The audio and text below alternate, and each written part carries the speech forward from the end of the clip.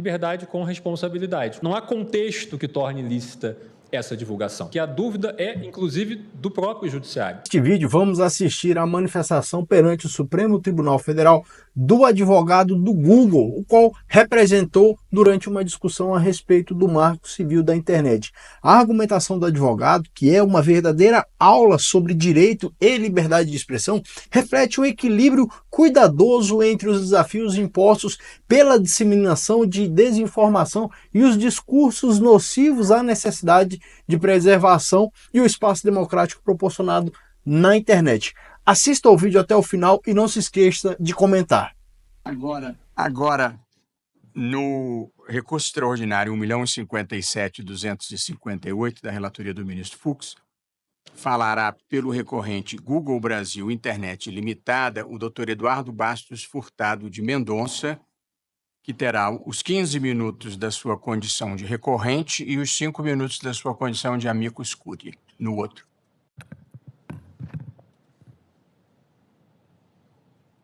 Obrigado. Mas... Posso? Doutor.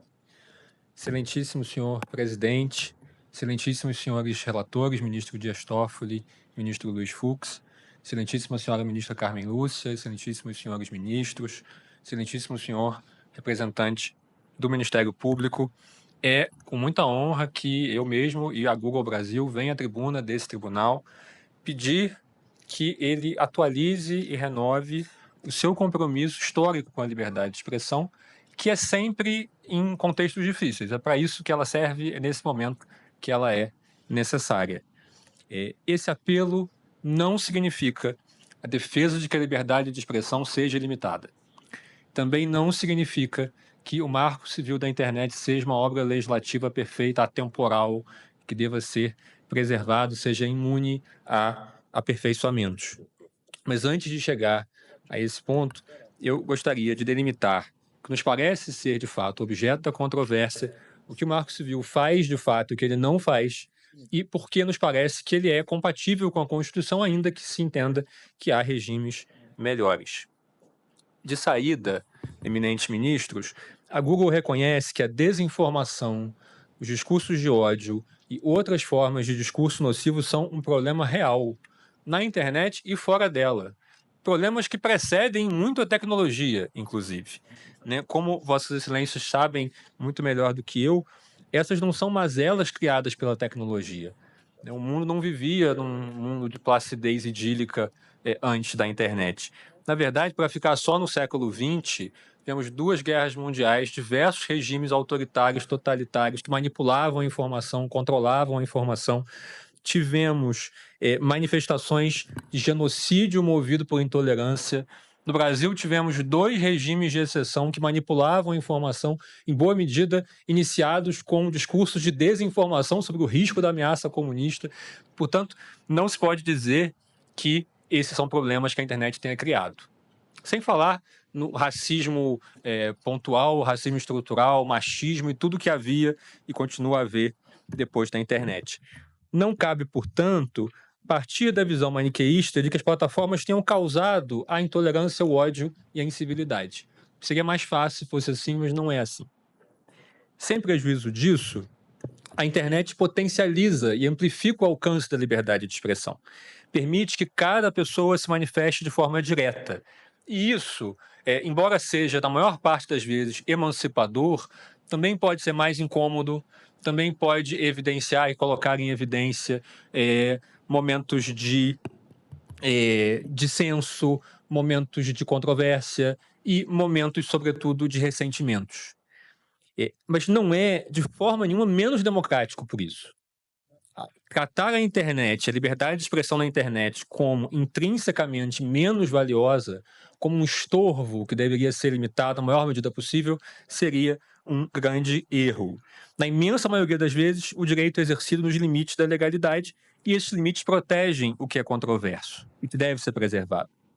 Sem prejuízo disso, também é fato que discursos ilícitos são também potencializados e seu alcance também pode ser amplificado. De modo que é inevitável e é necessário que esses discursos possam ser coibidos e que os violadores possam ser responsabilizados. Não se defende o contrário aqui. O nosso ponto, é que o artigo 19 não suprime esses limites e não dificulta a responsabilização dos infratores. E por isso mesmo, acabar com o artigo 19 não acabaria com os problemas que nós queremos resolver. Em primeiro lugar, o artigo 19 não cria qualquer tipo de limite, condicionante ou blindagem à responsabilização das pessoas que, de fato, produzem conteúdo ofensivo. E não trata sobre isso.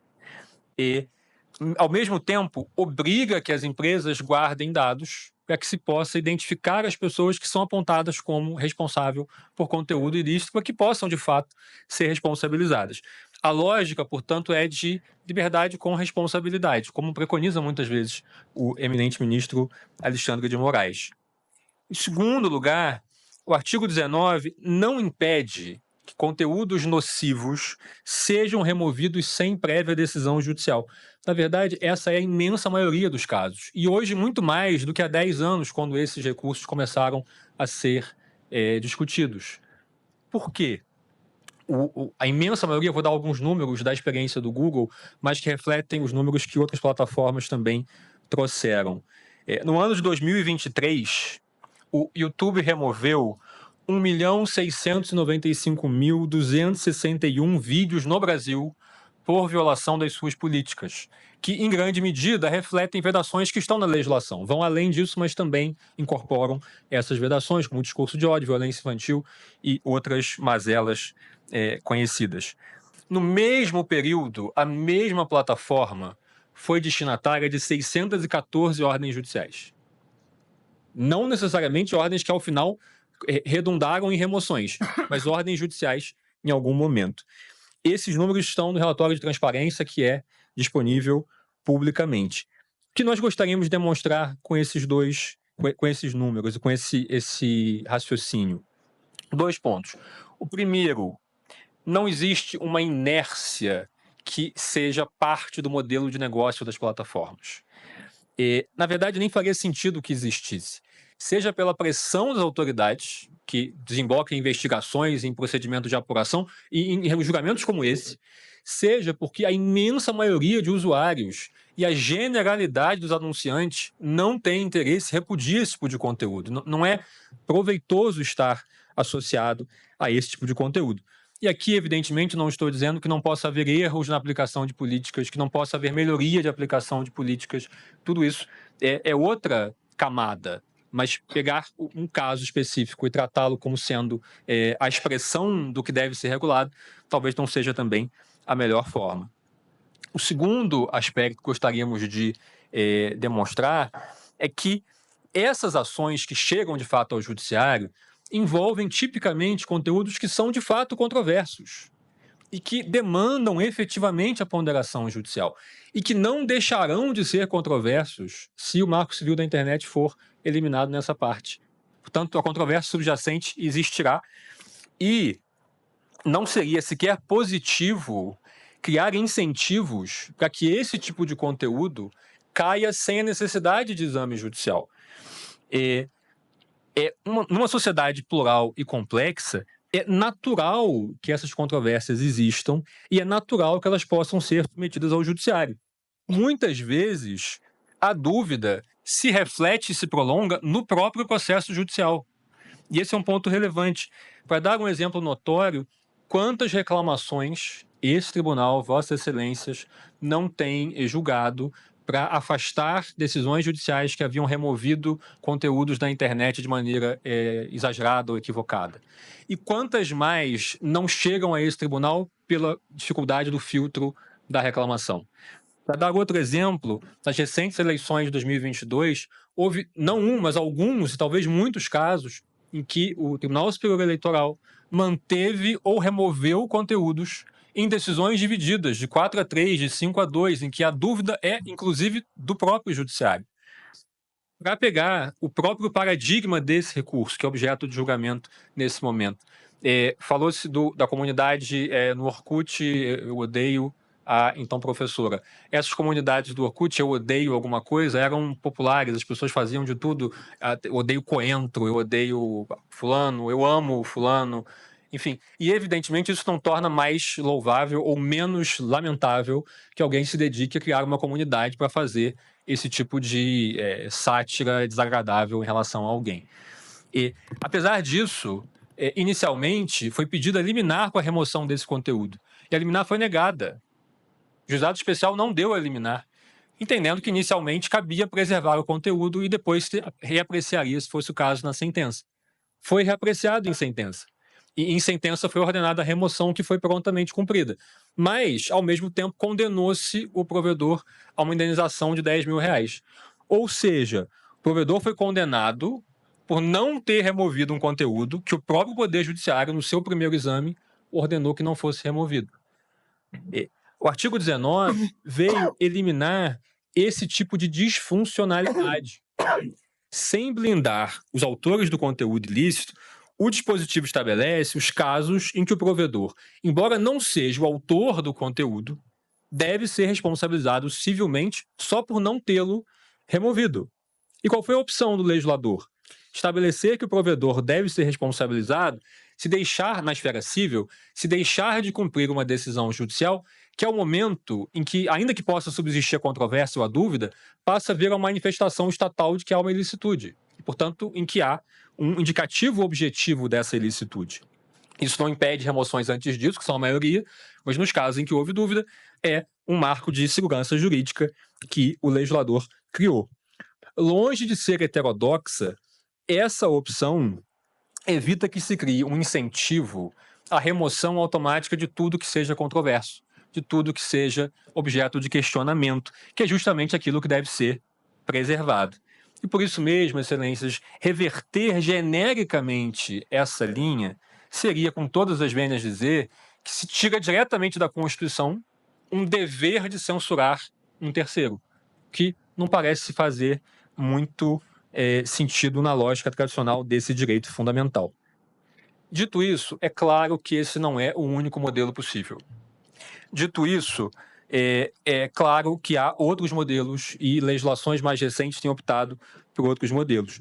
Mas aqui eu gostaria de dizer que há muito mais semelhanças nas novas legislações com o Marco Civil do que divergências. E, sobretudo, nos princípios centrais de como funciona essa remoção.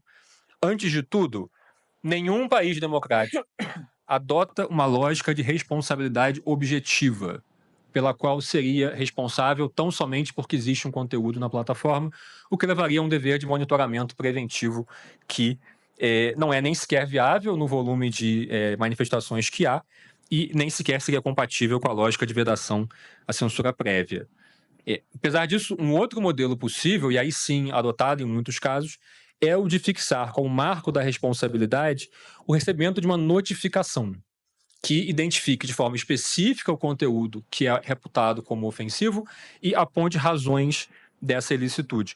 O próprio Marco Civil usa essa lógica no artigo 21, que trata de conteúdo íntimo não consentido. Pela gravidade desse tipo de conteúdo e porque aqui a ilicitude é objetiva. Em qualquer situação, a divulgação de conteúdo íntimo de alguém sem o seu consentimento é ilícita. Não há contexto que torne ilícita essa divulgação. Da mesma forma, vem se extraindo do ECA a mesma possibilidade de notificação nos casos em que há ofensa a caso de abuso infantil, que também é evidentemente e objetivamente ilícito. Algumas legislações têm seguido esse caminho da notificação, e aqui eu cito muito rapidamente duas, já caminho do meio para o fim. A Lei de Serviços Digitais Europeia e a legislação alemã de redes sociais são amplamente citadas como paradigmáticas. Mas o que elas fazem em relação a essa temática específica? Em primeiro lugar, nenhuma das duas cria responsabilidade objetiva e dever de monitoramento.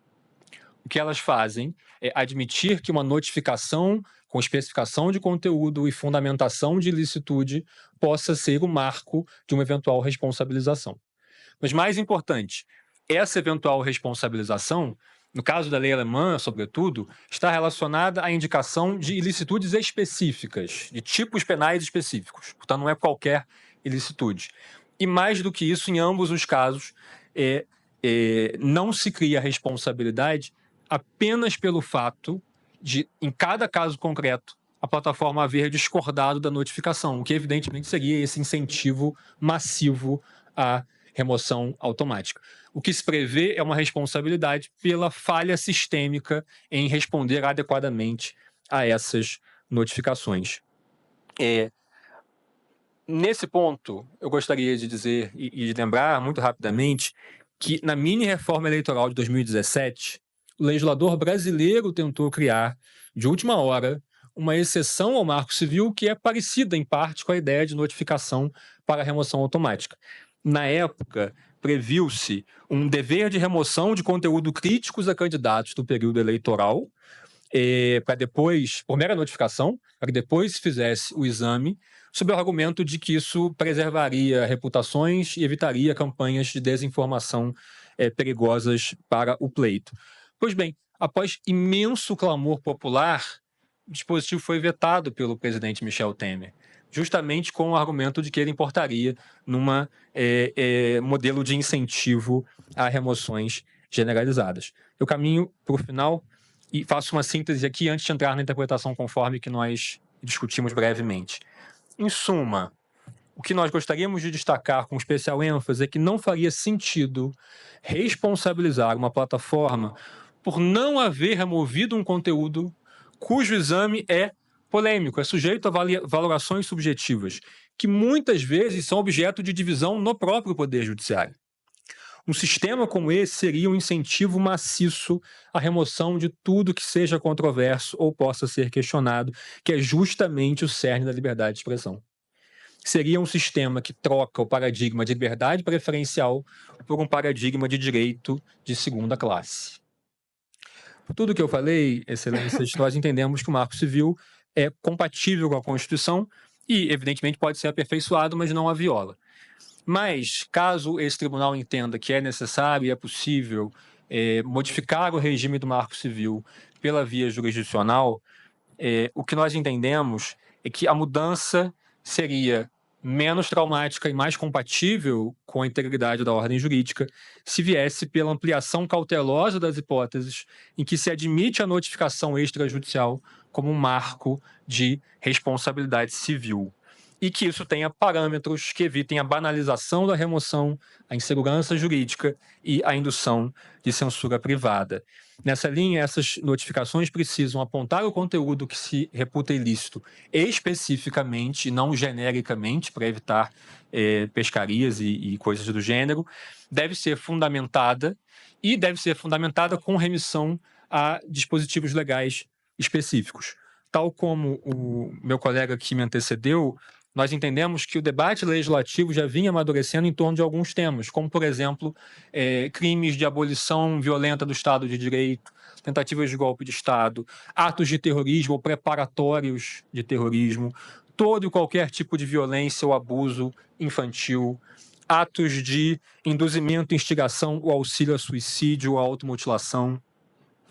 E mesmo que outros itens possam ser incluídos, o que nós entendemos como fundamental é que não se crie, em primeiro lugar, um dever de monitoramento e, em segundo lugar, que novas exceções sigam a baliza normativa do artigo 21 e tenham previsão em lei e possibilidade de exame objetivo. Isso exclui, portanto, conteúdos que são intrinsecamente controversos, como é o caso, por excelência, das disputas entre direitos da personalidade e liberdade de expressão, liberdade de informação. Sob pena, excelências, de se criar pela via jurisdicional um sistema mais restritivo que qualquer um que foi criado por lei em outros países. Eu termino verdadeiramente com uma reflexão mais geral. Todos queremos, e as empresas vêm se empenhando para isso, ainda que, evidentemente, se possa imaginar que é preciso fazer mais, todos queremos um ambiente digital melhor, mas todos queremos também que a liberdade de expressão na internet não seja meramente nominal, que aquilo que é controverso e divisivo não seja colocado de lado. E uma passagem acadêmica muito inspirada, o presidente desse tribunal disse que a censura sempre começa com bons propósitos. Ela sempre começa, não só a censura, o cerceamento da liberdade de expressão sempre começa com bons propósitos. Mas ele invariavelmente degenera. Porque a censura é intrinsecamente aristocrática. Ela parte da premissa de que as pessoas não são capazes de olhar por si, precisam que alguém diga a elas ou esconda delas aquilo que elas não são capazes de assimilar. Se a proteção da democracia exige isso, se a proteção da democracia exigir que se crie todo tipo de incentivo à remoção de conteúdos que são controversos, então talvez no final o que sobre não seja exatamente a democracia liberal como nós a conhecemos. E a democracia liberal que foi a solução do mundo para superar todos os vícios e ciclos de atraso que existiam desde antes da internet. E de autoritarismo, de preconceito, de intolerância que existem desde antes da internet. Quando eu escrevia essa sustentação, eu ficava pensando na imagem daquelas catedrais que estão em reforma, e aí são cobertas com tapumes, não se vê o que está embaixo. Só que um dia você tira os tapumes e você volta a ver. Um sistema que induza a supressão automática crítica do que é controverso seria como colocar tapumes permanentes. E aí, basicamente, as pessoas que observam vão ter que confiar, acreditar que o que está embaixo um dia foi uma grande obra do espírito humano, ainda que não possam mais vê-la. Nós honramos a história desse tribunal, que sempre esteve ao lado da liberdade de expressão em temas muito difíceis, e temos a certeza e esperamos que o caminho da moderação, do aperfeiçoamento, também prevaleça aqui. Muito obrigado pela atenção de Vossas Excelências e eu agradeço. Diante da manifestação do advogado, o Supremo Tribunal Federal avança então no julgamento da ação que diz respeito ao artigo 19 do Marco Civil da Internet e que será conduzido pelo Supremo Tribunal Federal com cautela e equilíbrio, reconhecendo os desafios impostos pela era digital sem comprometer direitos fundamentais dos cidadãos. Se você acompanhou até aqui esse vídeo, por favor, inscreva-se no nosso canal, ajude nossa comunidade a crescer, comente e curta esse vídeo. Até o próximo.